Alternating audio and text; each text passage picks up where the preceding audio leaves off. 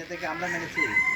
আল্লাহ রাব্বুল আলামিন সিলেকশন করে দিয়েছেন যে তোমাদের জন্য রাসূলকে নেতা হিসেবে দিয়েছেন। আমাদের নেতা হিসেবে আল্লাহ রাব্বুল আলামিন প্রেরণ করেছেন। সেই রাসূলের প্রতি আমাদের অন্তঃস্থল থেকে ভালোবাসা নিয়ে আমরা দরুদ পেশ করব সাল্লাল্লাহু আলাইহি ওয়াসাল্লাম। এই নেতা কিন্তু শুধু দুনিয়ার নেতা নয়, আখিরাতেরও নেতা। তিনি কেমন নেতা? যে আল্লাহ রাসূল সাল্লাল্লাহু আলাইহি সাল্লাম যখন দাওয়াতি কাজ শুরু করেছেন, তিনি কালেমার দাওয়াত দিয়েছেন। কি বলেন, কি দাওয়াত দিয়েছেন? লা ইলাহা ইল্লাল্লাহু মুহাম্মাদুর রাসূলুল্লাহ, এই দাওয়াতই দিয়েছেন। এই দাওয়াতটা যখন দিয়েছেন, মক্কাবাসী কি সহজে গ্রহণ করেছিল? ইসলামের দাওয়াত অত সহজে গ্রহণ করা যায় না।